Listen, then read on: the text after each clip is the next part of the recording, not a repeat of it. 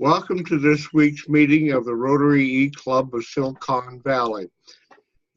Our purpose of our club is education, entrepreneurship, and innovation. This week's meeting is going to be a little bit different because it is difficult to start with an idea and then find a speaker. And so when you can't do that, you have to sit back and you have to innovate as to how in the world are you going to do a program for this week on and innovate to be able to do it.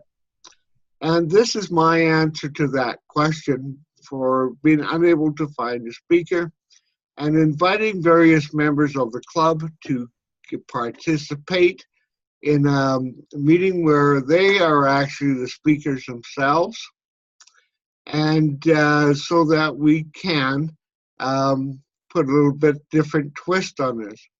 As this is going to be our New Year's Eve or New Year's program, the subject matter will be New Year's resolutions and your experience with them. And I'm looking forward to this because this should be a bit of fun. After each of the participants speak on the meeting, and then we will go to a video, and which is about 11 minutes long. And then after that, then we'll go back and make comments on the video as to what we like or dislike about the video. Now, probably the person who probably should start this is me, but before I do that, I think what we should do is introduce everybody that is on the video today. To my left, or right on the screen, is Rushton Hurley, who is one of our past presidents and a very avid supporter and enthusiast for our club. And below him is Fareen Abbasi, who came back from Japan about a year ago, well, not 6 months ago now, and has been very active in the program committee. And directly below me is Cecilia Babkirk, and Cecilia is a very neat person who is heading out in June to do some work with the Peace Corps. And she has been very, very involved in Rotary Foundation for many, many years. Now, when I started thinking about this program, I thought back to this time last year in my thoughts and thought about what should I do for this coming year in terms of New Year's resolutions. If you know me, you know that I'm a very serious type of person. And to do things in comedy or something which is funny takes me right out of my comfort zone. And but I also know that within our club, there's one lady who, for as long as I have been on the club, has for each meeting come up with the bit of humor, and that's Yvonne. Even though she's very good at it, I do realize that, and has done a good job, even though she's done that and she's been very faithful, something which continues over time goes from being fun to becoming work. And when you're at that stage, what you want to think about is giving that person a break so that they have a breather, and when they come back to doing that job again, they will come back with a different perspective. And so I thought about doing a series of videos which would feature jokes to give her a break. And I even talked to Chris Cochran about it, who said that he would review my jokes and get back to me. But I, being a very private person and someone who is knowing that I'm going into my uncomfort zone, that I postponed that, excuse me, that task.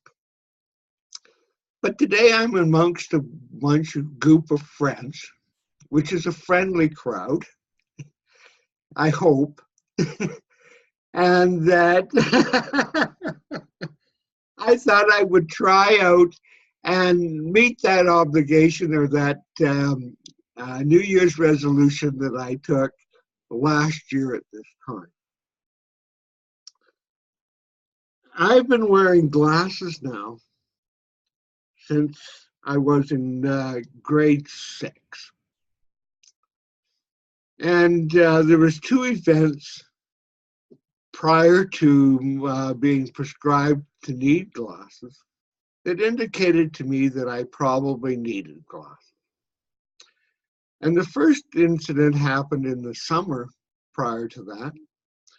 And I wanted to buy ice creams for a friend of mine. So I went up to my mother and I said to her, "Mom, Jimmy and I would like to buy an ice cream, so could I please have 10 cents?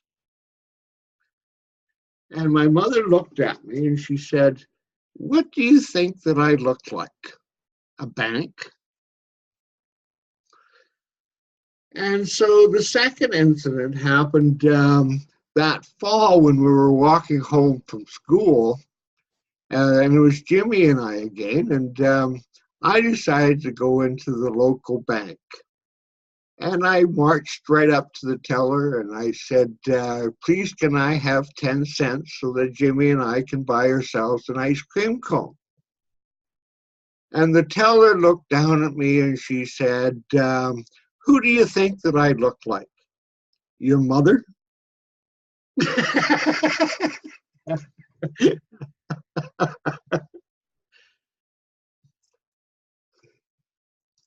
Now, which one of you would like to go next?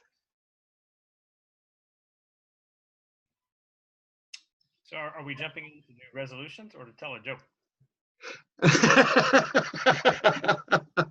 No, that's my presentation in terms of my New Year's resolutions. Very nice. Okay.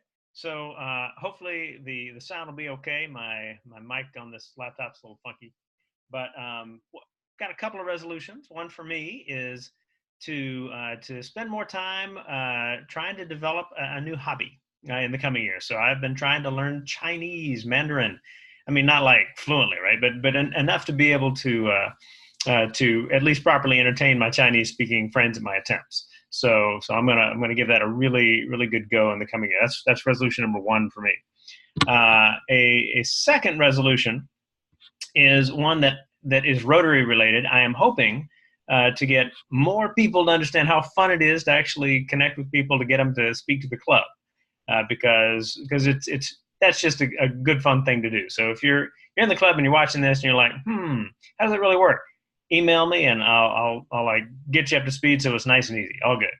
But I also want to pass along a resolution from our own Mark Doan, who texted me earlier today to say he's busy tonight, so he's not able to join us. But on the other hand, he does have a resolution. "Hello, my Rotary clan," says Mark. All right. "While I cannot be with you tonight, know that I am thinking of all of you. My 2018 has been an adventure. I have learned about myself and grown, so my resolution will be to focus on my abilities and passion to be the bridge between the special ed classroom and the general ed classroom in order to bring inclusion, access, and equity to every student." And if that isn't an honorable resolution, I don't know what would be. So kudos to Mark. Next. I guess it's me. So my resolution, if you want to call it that, for 2018 was to position myself to be able to retire in 2019 when I have a big birthday coming up. And I really had no plan for how that was going to happen, but it's kind of like once you put your mind on the track, things just fall into place. And it's looking very much like that is going to happen for me on June 15th when I get on a plane and go to Ethiopia. At least that's the hope. I did pass the background exam, the legal background exam, and so I'm just finishing up all the medical stuff, which is taking forever, but we'll get done and hopefully we won't have any ugly surprises. I'm not expecting any. For 2019, I mean, obviously a big deal is if I do finally clear everything and make it to Ethiopia, is to get there with at least a conversational capability in the language. The language is completely different than just about any other language I've ever been involved with. And on top of it all, they have 126 squiggly characters in their writing. So don't know how well I'll do with that, but if I can just manage to get myself on public transportation and, you know, negotiate in the marketplace, that'll be a good achievement for me, aside from all the other things that will just come from being there. And so that's it. I try to keep it pretty simple, and that's where I'm headed. Thank you, Rushton. Thanks, Cecilia. So let's see. My resolutions for this year. Probably number one is to get back into running. I'm not a very super physical fitness type person, but when I was in Japan, I managed to run 5K in a little bit over 30 minutes, and that was a really big achievement for me since I've never really been much of a sports person, and I unfortunately lost that ability. But I hope to gain it back. So I've been and I guess I've started this resolution a little bit early. So I've been I just came back from a run. My hair is a little wet from taking a shower. So yeah, so that's hopefully it's going well. And my next resolution is to try to get into the 90th percentile for the MCAT, which is the basically the test to get into medical school. So they have this score, and you have to use this score to apply to medical school. So I would like to at least try my best to get into the 90th percentile, so that I can kind of open more doors to my medical journey. So those are my 2 resolutions. Thank you. Thank you very much, everyone. Now I think we'll turn to the video, the YouTube video, to see and watch it, and I think that you will find it very interesting. So let me just share the screen with and bring up the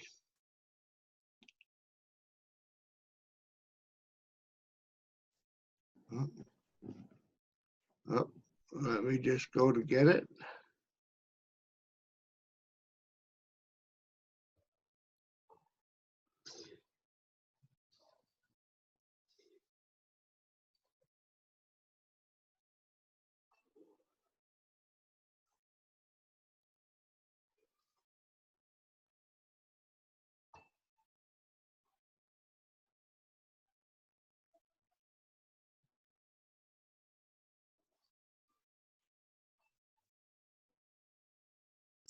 I can't seem to be hearing anything.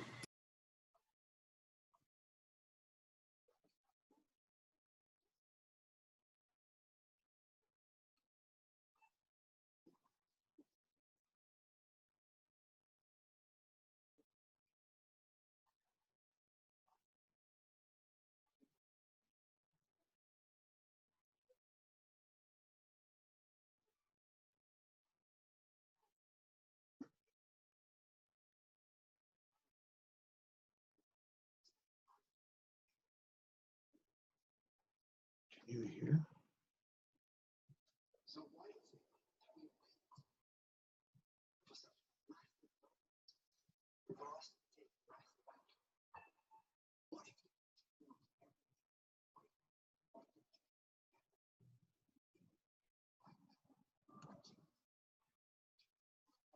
Trying to share the.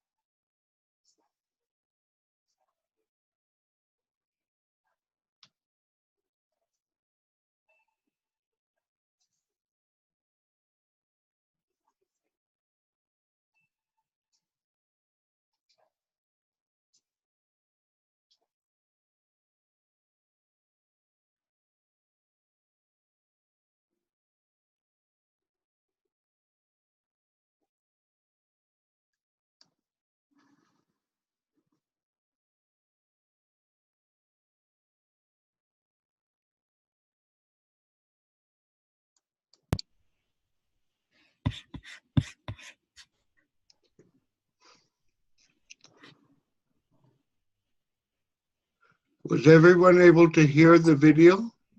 No. However, I could read the subtitles just fine, and good thoughts. I would say that that's a fairly long way to say time is important, but all good. Lots of examples there. And I would also say that that when we think about like how we choose to spend our time in Rotary, we're choosing to spend our time on service, on things that matter, ways to empower and inspire others to see possibilities they might not have seen before. So I would say that in doing what we do in Rotary, if we're really devoting ourselves, we're choosing to spend time pretty well. Agreed. Did everybody follow the written messages? Because what was on the what the speakers did was basically pronounce the words that he was written on the screen. Yeah. And what did you think, Farine, about the video? Yeah, I mean, I think that like the message is solid, right? I mean, you know, like looking at time, kind of like someone, I don't remember who, I feel like it was my brother, but kind of equating like time and your hourly wage together, right? And how, you know, we tend to, when we do things, it's like you can kind of look at it in terms of money as well, of if, you know, if my hourly wage is pretend $20 an hour and I am, you know, spending this 1 hour doing this thing, like, am I actually making money? Am I not? Right? So it was a really interesting way that they put it. But kind of similarly, I think, yeah, I mean, being conscious about where you're putting your time is really important. I would say that, you know, finding motivation can be hard, right? I mean, it's not easy to find anything that you're good at, right? You need lots of things to be successful. Again, I think I would argue that it's a privilege to be successful. And you know, with that success comes amazing mentors, come, you know, time and energy and money and all sorts of different things, you know, put in together. But I mean, I think the message is strong in that, yeah, we should definitely, you know, spend time wisely. That's what I got from it. Cecilia?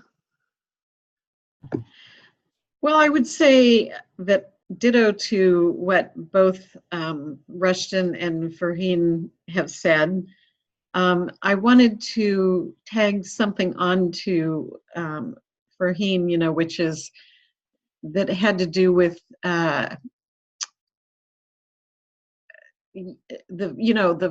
ability to be successful, and how, you know, that's something that's really an honor. But we sit in still one of the best places in the world that encourages the belief in ourselves and encourages success, with all of its good manifestations and not so good manifestations. And that is really the privilege. The privilege is to be able to go out and achieve great things, when in other societies we might be held back by our gender, for example, or our age, or whatever. And so I think that, to me, that's really the privilege.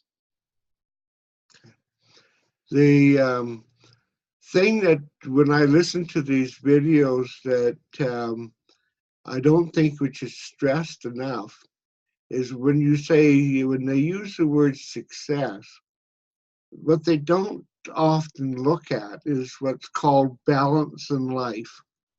And having that balance in life is also extremely important, whether it be your family, your job, the things that you would like to do for yourself, your relationship with your spouse, for instance. Having a balance of life, I think, is just is a way of redefining success in a much different, more personal way. And because you can get very focused on, let's say, becoming, for instance, a doctor, and you can forget about all of those things that else comes with life in terms of a husband and children and grandchildren, and whether you like to do your hobbies or whatever. But being successful just doesn't mean focusing on doing one job or whatever. And it can be very much that having that balance of life, which is important for yourself as well. So to that, I would say that a good friend and I always called the word balance the B word, because neither of us were ever able to achieve it. And to this day, many years since we started doing that, I still have trouble with balance. I'm just like on total go about whatever my passion is at the moment, or I'm onto something else. So that just goes to show that it takes all kinds to make a world. Yeah. I know balance is extremely difficult, and but it's also very important. And what's difficult about balance is setting your priorities correctly. And but believe me, being too focused on one thing in terms of career or whatever, you miss life. Now, usually we go through and give our speakers the last word. So at this point in time, I'll start with Rushton, and he can give his last word, and we will go around the screen. Love others for who they are and not who you want them to be. Yes. Yes. Cecilia.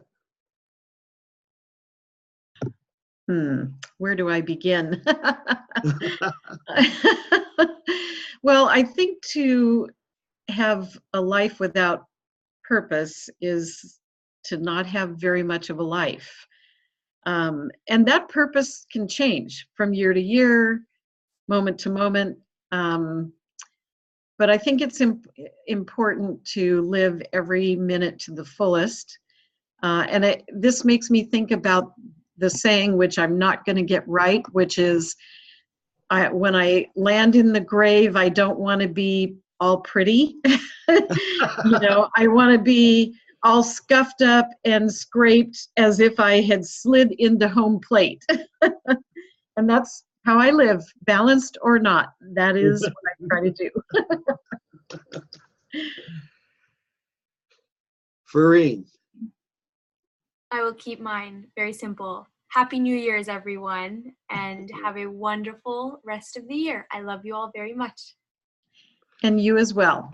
And you as well, Farine. Thank you very much. And to everybody that's on this call, thank you very much for participating. And to all the club members who watch this, please fill out the attendance form and also make a comment. And I'm looking forward to the comments to see how successful I was in telling my joke.